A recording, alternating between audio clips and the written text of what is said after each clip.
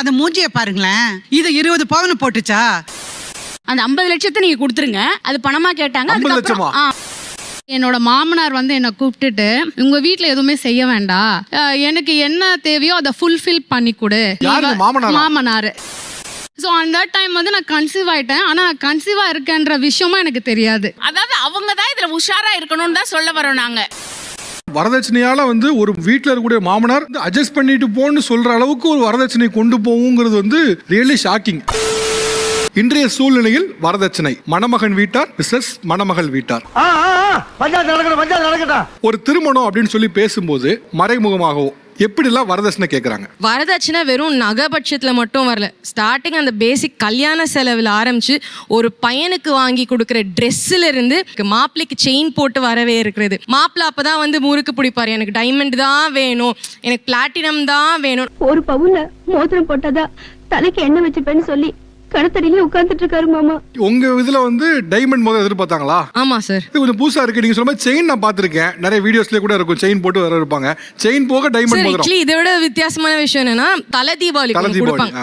என் வீட்டுல அப்பா அம்மா என்ன பண்ணாங்க, கோல்ட் காயினா கொடுத்தாங்க. ஏன்னா நான் பெருசா கோல்ட் போடுற பர்சன் இல்ல, இன்வெஸ்ட்மெண்டா வச்சுக்கோங்க 2 பேரும், கோல்ட் காயின் கொடுத்தாங்க. எங்க அம்மா அப்பா முன்னாடி எல்லாம் வாங்கிக்கிட்டாரு அமைதியா. ஆனா வெளியில போயிட்டு அவங்க அப்பா அம்மா வீட்டுக்கு போறப்போ எங்க அண்ணனுக்கெல்லாம் பிரேஸ்லெட் போட்டாங்க 5 பவுனுக்கு. இதை நான் எப்படி மரியாதையே இல்லாம போய் இப்ப எங்க அம்மா அப்பாட்ட காட்டுவேன். உங்க ஹஸ்பண்ட் சொல்றாப்ல அத. ஆமா, இவர் பெரிய பிஸ்தா, பாதாம் பருப்பு, முந்திரி கொட்டை, வெள்ளரி விதை, நாய.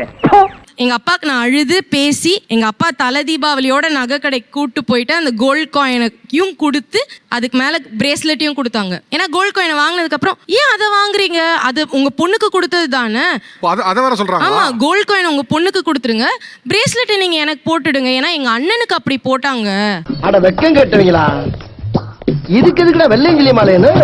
ஒரு தலை தீபாவளிக்கு பண்ணலாம், ஒரு தலை பொங்கலுக்கு பண்ணலாம். எங்க அப்பா அம்மா எனக்கு தெரிஞ்ச ஒரு 6.5 வருஷம் என்னோட லைஃப்லயுமே பொங்கல் தீபாவளிக்கு செஞ்சிருக்காங்க. துணிமணி எடுத்து கொடுக்கணும், அதுவும் அந்த பையன் எந்த பிராண்டட் ஷாப்ல கேட்கறானோ அந்த பிராண்டட் ஷாப்ல தான் எடுத்து கொடுக்கணும். யூஸ்வலா பொண்ணுங்களை கோல்ட் டிகர்னு சொல்லுவாங்க. ஆனா கல்யாண வகையில பார்த்தா பையனும் பையனோட அம்மா அப்பா பையனோட வீட்டார் சார்ந்தவர்கள் தான் கோல்ட் டிகர்ஸ். இதுக்காக நான் வெக்கப்பட மாட்டேன், வேதனைப்பட மாட்டேன், துக்கப்பட மாட்டேன், துயரப்பட மாட்டேன்டா சொன்னாங்கல்ல, அதுக்கு மெயினான காரணம் அந்த பொண்ணே தான். அந்த பொண்ணு வீட்டுக்குள்ள வரும்போது, தன் கணவர் வீட்டுக்கு வரும்போது, என் வீட்டுல நான் இப்படி வளர்ந்தேன், என் வீட்டுல நான் இப்படி இருந்தேன், இங்க வந்து எனக்கு இதை நீங்கள் செய்றீங்கள். ஓ தூய தமிழ். ஐயோ, இது எங்க அப்பா கிட்ட கேட்டால் இல்ல, அதுக்கு இதுக்கு என்ன சம்பந்தம்? இந்த பிரச்சனைக்கு எல்லாத்துக்குமே வரதட்சணை கேட்கறது, பையன் வீட்டுல வாஷிங் மிஷின் கேட்கறதும் எல்லாத்துக்கும் யாரு தான் காரணம்? யாரு? பொண்ணு வீடு தான். அட பிக்காளிப்பல, 1/2 மணி நேரமா கதையா சொல்லிருக்கேன், அம்பட்டுக்கும் சரிங்க சரிங்கன்ட்டு ஒரே வார்த்தையில. பொண்ணு வீடு தான். இல்ல, அவங்க பொண்ணு அப்படி பண்ணிருக்காங்களோ என்னமோ எனக்கு தெரியல. இன்னைக்கு இருக்கிற ஜெனரேஷன் பொண்ணுங்க ஏர்ன் பண்றாங்க சார். யாருமே போய் எல்லாத்துக்கும் அம்மா அப்பா கிட்ட போய் நிக்கிறது இல்ல. இஸ் இட் ராம்ஜியா? இல்ல, அவங்க கேட்கிற ஒரு சிம்பிளான கேள்வி என்னன்னா, இன்னைக்கு வரதட்சணை எக்ஸிஸ்ட் ஆயிட்டே இருக்கு அப்படின்னா அது காரணம் இங்க வரக்கூடிய மருமகள் தான். அவங்க தான் டைரக்டா இதை பண்ணா நல்லா இருக்கும், அது பண்ணா நல்லா இருக்கும்னு தூண்டி விடுறாங்க. அந்த தூண்டுதல் காரணமா தான் இந்த வரதட்சணை நடக்குன்னு ஒரு குற்றச்சாட்டு வைக்கிறாங்க. இதுக்கு டைரக்டா யார் பதில் சொல்ல முடியும்? அதுக்கு முக்கியமான ஒரு காரணம் ஃபேமிலி பேக்ரவுண்ட். இவங்க மறைமுகமா தாக்குறாங்க. மாமியாரோ மாமனாரோ நாத்தனாரோ ஏதோ ஒரு விஷயத்துல சொல்லியிருப்பாங்க, சரி நம்ம கேட்டுதான் பாப்போமா அம்மா அப்பா கிட்ட அப்படின்னு ஆட்டோமேட்டிக்கா அந்த பொண்ணுக்கு அந்த எண்ணம் போறது. அதாவது இவங்களுடைய நல்ல மதிப்பை பெறதுக்காக அவ ஆசைப்படுறா, நேரடியா கேட்க மாட்டாங்க, அப்படியே இன்டைரக்டா தான். ஆனா இப்போ அநியாயத்துக்கு நகை நட்டு கேக்குறாங்க. இப்ப இந்த அம்மா சொல்றதை நீங்களா ஏத்துக்கிறீங்களா? ஆக்சுவலா எல்லாருமே ஏத்துக்கிறீங்களா? ஆமா சார், உண்மை. கேட்பேன், கண்டிப்பா பண்றீங்களா? பண்றேன். அதான் அந்த அம்மா கேட்டாங்க, அந்த அம்மா சொன்னது அதான் சொன்னாங்க. அந்த அம்மா சொன்னது உண்மையாயிடுச்சு. அப்போ சார் ஃபர்ஸ்ட் ப்ரெஷர் அவங்க கிட்ட இருந்தா சார் வருது, அதனால தான் ஹஸ்பண்டை நாங்க ப்ரெஷர் பண்றோம். இல்லம்மா, இப்போ அவங்க ப்ரெஷர் பண்ணாலும் இப்போ நீங்க உங்க ஹஸ்பண்டை ப்ரெஷர் பண்றது மூலமா உங்க ஹஸ்பண்டும் ப்ரெஷர் ஆறாரு, உங்க அப்பா அம்மாவும் ப்ரெஷர் ஆறாங்கல்ல. இல்லாட்டி எங்க 2 பேரும் பிரிச்சு விட்டுருவாங்கல்ல சார், மாமியார் ஹஸ்பண்ட் கிட்ட இல்லாத பொல்லாத சொல்லி. ஓகே, பட் இப்போ ஹஸ்பண்ட் வேணும்ல. ஓ அப்படியா விஷயம்? ஒரு நிமிஷம். உங்க அப்பா அம்மா ப்ரெஷர் பண்றீங்க, நீங்க பேசுற இந்த டைம்ல ரிட்டைர்மெண்ட் ஆயிருப்பாங்க. கவர்மெண்ட் எம்ப்ளாயி இருந்தா பென்ஷன் வரும், கவர்மெண்ட் எம்ப்ளாயி இல்லைன்னா பென்ஷன் வராது. அவங்களே வாழ்வாதாரத்துக்கு மகனையோ மகளையோ நம்பி இருக்க ஒரு ஆளு, அவங்க எப்படி ரெடி பண்ணுவாங்க வரதட்சணைங்க? கரெக்ட், நியாயமான பேச்சுப்பா. பேசி புரிய வைப்போம் சார் அப்பா அம்மா கிட்ட. அதுக்கு எதுக்கு மாதிரி அவங்கள்ட்ட கேட்காமலே இருந்திருக்கலாமேமா. இப்போ நீங்க தப்பிக்கிறதுக்காக உங்க அப்பா அம்மா மாட்டி விட்டுருந்தீங்களே. ஏன்னா அம்மா அப்பா தான் சார் நம்மளை புரிஞ்சுப்பாங்க. ஓகே, உங்க அப்பா அம்மா புரிஞ்சுப்பாங்க, ரைட். நீங்க உங்க அப்பா அப்பா எப்ப புரிஞ்சுப்பீங்க? அப்படி கேளுங்க. வரதட்சணையே வேணாங்கிற ஒரு இடத்துக்கு நின்று ஸ்ட்ராங்கா ஃபைட் பண்ணுவீங்களா? அதை விட்டுட்டு ஓகே என் தலைக்கு வரதட்சணைக்கு அங்க கொடுத்துருவேன். நம்மளால முடிஞ்சா நம்ம பண்ணுவோம் சார். அப்படி இல்லாட்டி நம்ம அப்பா அம்மாவை தானே சார் எதிர்பார்க்குற மாதிரி வரும். இதுக்கு சொல்யூஷன் என்னன்னா, நீங்க வரதட்சணை வேணாம் அப்படின்னு ஒரு ஸ்டாண்ட் எடுக்கிறதா சரி. அதை நீங்க உங்க அப்பா அம்மா கிட்ட திருப்பி விடுவேன்னு சொல்றது சரியில்லை. ஆக்சுவலா நீ சொல்றது கரெக்ட் தான்டா, ஆனா எனக்கு மனசாட்சி எதுவும் கொடுக்கலையே. ஃபர்ஸ்ட் ஸ்டார்டிங் மேரேஜ் ஆகும்போது லவ் மேரேஜ் தான். நாங்க எதுவுமே வேணாம்ப்பா, உனக்கு பொண்ணு பிடிச்சிருக்குல்ல அதுவே போதும் அப்படின்னு சொன்னாங்க சார். நல்லா தான் மேம் பேசணும், அப்படியே வாழைப்பழம் மாதிரி பேசுவாங்க மேம். பேசுறத பார்த்தா எப்படியா பட்டவங்கள தான் உயிர்ந்துருவாங்க. மேரேஜ் ஆகி ஒரு 2 மாசம் வரைக்கும் நல்லா இருந்தாங்க. அதுக்கப்புறமா வந்து எங்க மாமியார் எதுவுமே போடாம வந்தவ, வக்கீலாதவ அப்படின்னு சொல்லி நிறைய பேர்த்து முன்னாடி ரொம்ப ஒரு மாதிரியே பேசுவாங்க சார். இப்போ எங்க அம்மா வீட்டு சைடும் எனக்கு லவ் மேரேஜ்ன்றனால எந்த ஒரு ஜுவல்லும் கொடுக்கல. நீ ஏன் நாயை கூப்பிடுற? ஃபர்ஸ்ட் என்னோட ஹஸ்பண்ட் வந்து ரொம்ப பாசமா இருப்பாருங்க சார். எதா இருந்தாலும் ரொம்ப பாசமா கேரிங்கா இருப்பாரு. இப்போ அவங்க அம்மா வந்து என்கிட்ட கேட்கல, அவங்க கிட்ட 25 பவுன் வந்து நகை போட்டுட்டு வர சொல்லு, நான் வந்து மருமகளா ஏத்துக்கிறேன் அப்படின்ற மாதிரி சொல்லிட்டாங்க சார். அதுல இருந்து இவருக்கு என்ன தோணுச்சுன்னு தெரியல, என்கிட்ட சரியாவே பேசுறது இல்லைங்க சார். அந்த ஒரு நகையை ரீசனா வச்சுட்டு இப்ப வரைக்கும் கூட என்னோட ஹஸ்பண்ட் வந்து என்கிட்ட சரியா பேசுறது இல்லைங்க சார். எப்படி என் வாழ்க்கையை சீரழிச்சதுக்கு நான் உன்னை சாவடிச்சிருக்கணும். நீ வீட்டான 3 பேர் தவளத்தை இப்படி நிமித்திக்கு நான் அப்பயே உனக்கு கொண்டிருக்கணும். நானு எதுவா இருந்தாலும் என் மூலியமா வரணும், எதுவா இருந்தாலும் நான் தான் வாங்கிட்டு வரணும். இப்போ ஒரு சின்னதா என் பையனுக்கு பேர் வைக்கிறாங்கன்னா கூட என் வீட்டுல இருந்து தான் எல்லாமே கொடுக்கணும். ஏண்டா தரித்திரம் முடிச்ச மூதேவி, உன் கதை என்னடா காரி துப்புற மாதிரி இருக்கு. லவ் பண்ணி கல்யாணம் பண்றீங்க, உங்களுடைய அம்மா வந்து அவங்களோட வரதட்சணை கேட்டாங்க, பழைய ஆளு அவங்க கேட்டாங்க கூட விட்டுறலாம். நீங்க லவ் பண்ண பொண்ணுகிட்ட நீங்க எப்படி கேட்க முடியுது வரதட்சணை? இல்ல நான் ஃபர்ஸ்ட் கேட்காம இருந்தேன். அவங்க வந்து கம்பல் பண்ணி ஃபோர்ஸ் பண்ணாங்க என்னைய, அதனால வாங்க வாங்க அப்படின்னா. இவங்க என்ன சொல்றாங்கன்னாங்க சார், இவங்களுக்கு எங்க அம்மா ஏன் நல்லதுக்கு தானே சொல்றாங்க. நகை வாங்கினாலும் உங்ககிட்ட தானே வச்சுக்க போறேன். எங்களுக்கும் எனக்கு போறது இல்ல, அவங்களுக்கு தான் போடுறாங்க. நீங்க உழைக்கவே இல்லையா? ஒரு வேஸ்ட் வாங்க கூட சம்பாதிக்கலையா? ஒரு அரேஞ்ச் மேரேஜ்ல வந்து எங்க அம்மா கம்பல் பண்ணாங்க அப்படிங்கறதுனால நான் வேற வழி இல்லாம பண்ணேன் அப்படின்னா அது வேற. ஆனா நீங்க லவ் பண்ணி ஒரு பொண்ணை கல்யாணம் பண்ணிட்டு வரீங்க, இப்ப நீங்க வந்து என் அம்மா சொல்றாங்க நீ வாங்கிட்டு வா, நீங்களும் ஃபோர்ஸ் பண்ணா லவ் பண்ணதுக்கு அர்த்தம் என்னன்னு கேக்குறேன் சார். இன்னி வரைக்கும் அவங்க அப்பா அம்மா விஷயத்துல ஒரு பூம்பு மாடு தான் சார். எது சொன்னாலும் மண்டை மட்டும் தான் சார் ஆட்டுவாரு. இன்னி வரைக்கும் ஒரு டைம் கூட அவர் எகுத்து பேசி நான் பார்த்ததே கிடையாது. என்ன அவன் பொண்டாட்டி ஒண்ணு எப்படி அசிங்கப்படுத்திட்டு போகுது, பார்த்துட்டு பேசாம இருக்க. அம்மா அப்பா பேச்ச கேக்குறவன் கண்டிப்பா பொண்டாட்டி பேச்சையும் கேட்பான். நல்ல விஷயம் எல்லாம் கேட்கலாம், இதெல்லாம் எப்படி கேட்க முடியும்? இப்ப உடனே அம்மா வந்து உங்களை லவ் பண்ணி கல்யாணம் பண்ணேன்னு சொன்னாங்க, ஏன் கல்யாணம் பண்ணீங்க? அது நீ இப்படி எங்களை மடக்கவே நான் எதிர்பார்க்கவே இல்ல. மாப்பிள்ளை வீட்டுக்காரங்க இதை கேக்குறது இல்ல சார். மாப்பிள்ளை வீட்டுல நகை கேட்கறதே இல்ல. அதான் போடுறத போடுங்கன்னு தான் நாங்க சொல்லிடுறோமே, இவ்வளவு பவுன் போடுங்கன்னு நாங்க கேக்குறது இல்லம்மா. பொண்ணு ரொம்ப டிமாண்ட் இருக்கு, சோ நாங்க கேட்பது இல்லை அப்படிங்கிறீங்க. உங்களுக்கு தான் டிமாண்டா இருக்குல்ல, எனக்கு நகையே வேணான்னு சொல்ல வேண்டியதானே? இது போல வேற என்னென்ன காரணங்கள் இருக்கு? பொண்ணுக்கு வந்து மேரேஜ் போது நகை இதெல்லாம் போடுறாங்க. ஆனா அதே வந்து பாத்தீங்கன்னா இந்த சொத்து பிரிச்சு கொடுக்கற போது என்ன பண்றாங்க அப்படின்னா, பேரண்டே வந்து பொண்ணுக்கு வந்து சரி பாதி கொடுக்கறது இல்ல. நான் இப்ப அதே கல்யாணத்து போது எனக்கு இந்த வரதட்சணை வேண்டாம், உங்க பையனுக்கு பிரிச்சு கொடுக்கும்போது எனக்கும் சேர்த்து பிரிச்சு கொடுத்துருக்குன்னு கேட்டுலாம்ல? இல்ல அது அது சொல்லுங்க. என்னது வாயில புண்ணா வாந்தி வருதா? எல்லாருக்குமே சொத்து இருக்காது சார். நீங்க ஒண்ணு இல்ல, இருக்க மட்டும் தான் நகையை கேக்குறீங்க. இருக்க மட்டும் சொத்தை கேளுங்களா, ஏன் நகையை கேக்குறீங்கன்னு கேக்குறேன். சொத்துல இருக்கிற அளவுக்கு என்னதுல இல்லை, சில பொண்ணுல இருக்கிற அந்த நகையில இருக்கிற அழகு வரதட்சணை விரும்புறீங்க, அப்புறம் எதுக்கு அவங்கள சொல்றீங்க? அதாவது ரசாயன கெமிக்கல் காலம் வராதப்பா. முன்னோர்கள், அதாவது நம்மளுக்கு முன்னாடி உள்ளவங்க இந்த வரதட்சணை, இந்த நகை போடுறது இதெல்லாம் எதுக்காக வச்சாங்க அப்படின்னா, நம்ம அம்மா அப்பா நமக்கு கொடுக்கிற ஒரு மறைமுகமான ஒரு பொருளாதார உதவி. செக்கில ஆட்டின சுத்தமான உருட்டு. எங்களுக்கெல்லாம் 19ல மேரேஜ் ஆச்சு. 19ல என்ன தெரியும், எனக்கு 7 பவுன் போட்டாங்க. ஒரு மூக்குத்திக்கெல்லாம் உள்ள அந்த ஆள் எடுத்துட்டு போயிட்டான். நான் என்ன பண்றது?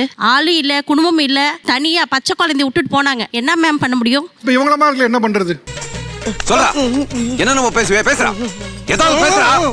அவங்களுக்கு கொடுத்த 8 பவுன் நகையை ஒருத்தர் எடுக்க முடிஞ்சது, ஆனா அவங்களுக்கு கொடுத்த ஒரு நிலத்தையோ இல்ல அவங்க மேல இருக்க ப்ராப்பர்ட்டியோ யாரும் எடுக்க முடியுமா? ஏன் சார் இவ்வளவு அப்பாவியா இருக்கிறவங்ககிட்ட ஒரு சைன் வாங்கிட்டு போக முடியாதா? ஆனா பாருங்க, வாங்கணும்னு நினைக்கிறவங்க வாதத்துக்கு என்ன வேணாலும் பேசலாம் சார். இப்ப நீங்க சோசியல் செக்யூரிட்டி ஆரம்பிச்சீங்களா, வரதட்சணை அது எங்க போச்சு? அதாவது அவங்க தான் இதுல உஷாரா இருக்கணும்னு தான் சொல்ல வரோம் நாங்க. பொண்ணு வீட்டுல வரதட்சணையும் கொடுக்கணும், அவன் புடுங்கிட்டு போயிடக்கூடாது, உஷாராவும் இருக்கணும். அதான் நிலைமை இல்ல. சிரிக்கிறானி வெக்கமா இல்ல? ஏன் மருமகளுக்கும் என்ன வாங்கின் வந்தான்றது இது வரைக்கும் நாங்க கேட்டதே கிடையாது, ஒரு வார்த்தை கூட. பொண்ணு என்ன படிச்சிருக்கா, பொண்ணு நல்ல பொண்ணா, அவ்வளவுதான். நாங்க எங்களோட எதிர்பார்ப்பே அவ்வளவுதான். படிச்சிருந்தா போதும், பொண்ணு கொடுத்தா போதும் அப்படின்னு சொல்றது எல்லாமே சுத்த பொய் சார். கரெக்டா கட்டுப்பிட்டா. என்னோட லைஃப்ல என்னன்னா 37 வயசுக்கு அப்புறம் தான் சார் கல்யாணத்துக்கு நான் ரெடியா வரேன். அது வரையுமே என்ன பிரச்சனை அப்படின்னா, ஒவ்வொருத்தரும் கேக்குறாங்க, நானும் படிச்சிருக்கேன், அப்போ நாங்க நிறைய கொடுத்து ஜாப் வாங்கியிருக்கோம். நாங்க 50 லட்சம் ரூபாய் செலவு பண்ணோம். அதுக்கு அந்த 50 லட்சத்தை நீங்க கொடுத்துருங்க, அது பணமா கேட்டாங்க. 50 லட்சமா? 50 லட்சம் எந்த பணம். வயசுல? 30 வயசு ஆயிடுச்சுல. ஓ, வயசு ஆக ஆக அதுவும் வரதட்சணையும் கூடுது. அட கன்றாவியே. அப்புறம் நீங்க பொண்ணுக்கு என்ன போடுறதோ போடுங்க, அப்புறம் பையன் ப்ரொஃபஸரா இருக்கிறதுனால ஒரு கார் மட்டும் வாங்கி கொடுங்க அப்படின்னு டைரக்டா கேட்டாங்க. வெக்கமா இல்ல உனக்கு? வாய் கூசாம கேக்குறியா? புள்ள பார்த்தவன் நான் ஏன் வெக்கப்படணும்? நான் கேட்டேன், மொத்த செலவு நான் கொடுத்துட்டா மாப்பிள்ளை என் கூட அனுப்பி வச்சிருவீங்களா? நான் பணம் கொடுக்குறேன்ல, நீங்க பண்ண செலவுக்கு மொத்தத்துக்கும் நான் பணம் கொடுக்குறேன், நான் விலை கொடுத்து மாப்பிள்ளைய வாங்கிக்கிட்டோமான்னு கேட்டேன். நீ கேட்ட ஒவ்வொரு கேள்வி என்ன செருப்பால் அடிச்ச மாதிரி இருக்குடா. மாதிரி இல்ல, உண்மையிலே செருப்பால தான் அடிச்சது. இதே மாதிரி ஒவ்வொரு மாப்பிள்ளையா தள்ளி போயிட்டே இருந்தது சார். என்னோட 38வது வயசுல ஒரு அருமையான மாப்பிள்ளை எனக்கு கிடைச்சிருக்காரு சார். அப்படிங்களா? ரொம்ப சந்தோஷம். வேற யாருக்குலாம் இந்த மாதிரி பிரச்சனை இருக்கு? சார் எனக்கு 20 இயர்ஸ்ல மேரேஜ் ஆயிடுச்சு சார். லவ் மேரேஜ் தான். அவங்க வீட்டுக்கு போகும்போது அவ்வளோ ஹாப்பியா போனேன். என்னோட ப்ராட்டப் எல்லாமே வந்து என்னோட தாய் மாமாங்க தான் ஃபுல்லா வளர்த்தது. ஸோ பேரண்ட்ஸ் சைடு எந்த சப்போர்ட்டும் கிடையாது. ஸோ வந்து ஃபர்ஸ்ட் தீபாவளிக்கு வந்து என்ன செய்யணும் ஏது செய்யணும்னு சொல்லிட்டு ஒரு லிஸ்ட் கொடுத்துட்டாங்க. நீ போய் உங்கள் வீட்டில் வந்து இதெல்லாம் செய்ய சொல்லுமா அப்படின்னாங்க. அப்போ என்னோட மாமனார் வந்து என்னை கூப்பிட்டுட்டு, உங்கள் வீட்டில் எதுவுமே செய்ய வேண்டாம், இதெல்லாம் நானே உனக்கு செய்கிறேன், ஆனால் நீ வந்து எனக்கு ஒரு விஷயம் பண்ணணும் அப்படின்னாங்க. என்னப்பா கேட்குறீங்க சொல்லுங்க அப்படின்னா, எனக்கு என்ன தேவையோ அதை ஃபுல்ஃபில் பண்ணி கொடு, நான் உனக்கு எல்லாமே நான் டேரக்டாக மாமனார். அப்போ நான் வந்து இவங்கிட்ட சொல்லிட்டு நான் அழுகுறேன், ஏன் உங்க அப்பா இப்படி பேசுறாரு அப்படின்னு கேட்டா, அவரு வந்து அப்படிதான் பேசுவாரு, நீ அட்ஜஸ்ட் பண்ணிக்கோ.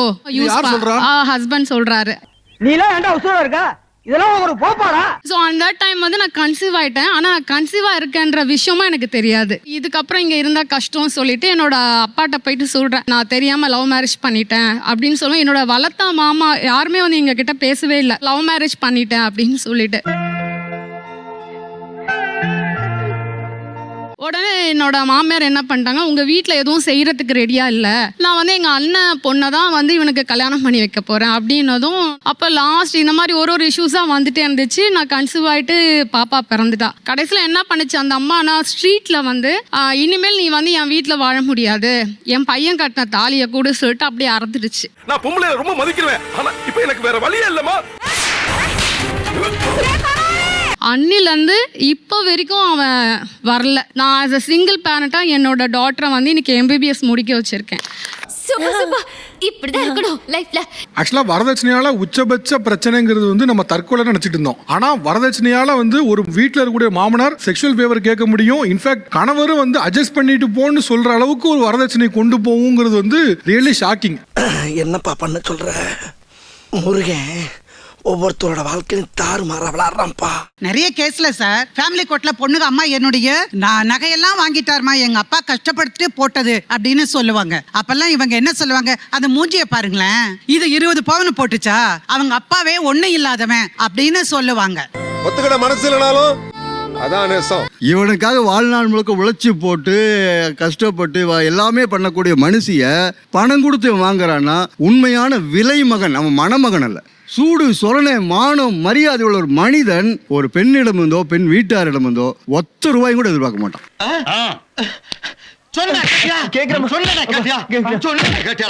டவுரிக்கு தீர்வு அல்லது வந்து இந்த வரதட்சணை முற்றிலும் நிப்பாட்டணும் அப்படின்னா அதுக்கு ஆண்கள் முடிவெடுக்கக்கூடாது. பெண்கள் வந்து நான் கொடுக்க மாட்டேன் அப்படின்னு சொல்லணும், ஆண்கள் அவங்களுக்கு துணையா நிக்கணும். இதுதான் தீர்வு. ரொம்ப கரெக்டா சொன்னப்பா. லைக் பண்ணுங்க, ஷேர் பண்ணுங்க, சப்ஸ்கிரைப் பண்ணுங்க.